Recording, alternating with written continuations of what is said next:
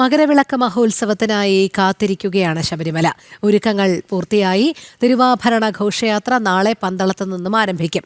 ശബരിമലയിൽ കഴിഞ്ഞ 5 ദിവസമായി തിരക്കിനൽപ്പം കുറവുണ്ട്. സന്നിധാനത്തു നിന്നും ശിവദാസ് കന്മനത്തിന്റെ റിപ്പോർട്ടിലേക്ക്. ഭക്തിസാന്ദ്രമാണ് സന്നിധാനവും പരിസരവും. ഇനി മകരവിളക്ക് മഹോത്സവത്തിന് 2 ദിവസം മാത്രമാണ് ബാക്കിയുള്ളത്. ജനുവരി 14-നാണ് മകരവിളക്ക് മഹോത്സവം. ഇതിനോട് അനുബന്ധിച്ചുള്ള എല്ലാ ക്രമീകരണങ്ങളുമാണ് ഇപ്പോൾ ഇവിടെ നടക്കുന്നത്. നാളെ പന്തളത്ത് നിന്നും തിരുവാഭരണ ഘോഷയാത്ര പ്രയാണം ആരംഭിക്കും. ഇവിടേക്ക് ജനുവരി 14 മകരവിളക്ക് ദിവസം സന്നിധാനത്തേക്ക് എത്തും.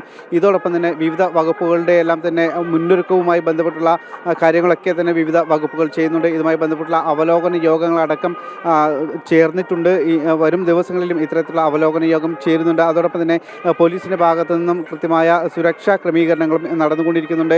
നാളെ കൂടുതൽ പോലീസ് സംഘങ്ങൾ ഇവിടേക്ക് എത്തും. ഏകദേശം 400 അധിക പോലീസ് കൂടി നിലവിൽ 1534 പോലീസുകാരാണ് സന്നിധാനത്ത് ഡ്യൂട്ടിയിൽ ഉള്ളത്.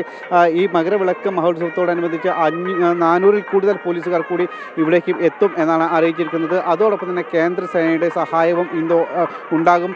മറ്റൊരു പ്രധാനപ്പെട്ട കാര്യം, ഈ മകരവിളക്ക് ദിവസങ്ങളിൽ, അതായത് ഇതിന് തൊട്ട് മുൻപുള്ള ഈ ദിവസങ്ങളിൽ ഇപ്പോൾ തിരക്ക് അല്പം കുറവാണ്. അതായത് ഇതിന് തൊട്ട് മുൻപുള്ള 4 ദിവസം മുൻപ് പ്രതിദിനം 1 ലക്ഷത്തിൽ കൂടുതൽ ഭക്തർ എത്തിയിരുന്നെങ്കിൽ കഴിഞ്ഞ 4 ദിവസത്തിനുള്ളിൽ 1 ലക്ഷത്തിൽ താഴെ മാത്രമാണ് ഭക്തർ എത്തുന്നത്. പക്ഷേ മറ്റൊരു പ്രധാനപ്പെട്ട കാര്യം, ഈ ഭക്തർ ഇവിടെ എത്തിയതിനു ശേഷം അവർ പല ഇടങ്ങളിലും തമ്പടിക്കുന്ന ഒരു കാഴ്ചയാണ്. പ്രത്യേകിച്ച് പർണശാലകൾ കെട്ടിയും മറ്റ് തമ്പടിക്കുന്ന ഒരു കാഴ്ചയാണ് നമുക്ക് ഇവിടെ നിന്നും കാണാൻ കഴിയുന്നത്. ഇനി അവർ മകരവിളക്ക് കഴിഞ്ഞതിന് ശേഷമായിരിക്കും മടങ്ങുക. അതോടൊപ്പം തന്നെ കൃത്യമായ നിർദ്ദേശം നൽകിയിട്ടുണ്ട്. എല്ലാ രീതിയിലുമുള്ള ക്രമീകരണങ്ങളും ഇതിൻ്റെ ഭാഗമായി ഏർപ്പാടാക്കിയിട്ടുണ്ട്. 35,000 പേർക്ക് മാത്രമാണ് മകരവിളക്ക് ദിനത്തിൽ ഇവിടേക്ക് പ്രവേശിക്കാൻ കഴിയുകയുള്ളൂ. അതിൽ തന്നെ 30,000 പേർക്ക് വെർച്വൽ ക്യൂ വഴിയും 5,000 പേർക്ക് സ്പോട്ട് ബുക്കിംഗ് വഴിയും മാത്രമാണ് ഇവിടേക്ക് പ്രവേശനം. ഇത് ഹൈക്കോടതിയുടെ നിർദ്ദേശമാണ്. ഇതിൻ്റെ അടിസ്ഥാനത്തിലുള്ള ക്രമീകരണങ്ങളാണ് ഇപ്പോൾ ഇവിടെ പൂർത്തിയായിക്കൊണ്ടിരിക്കുന്നത്.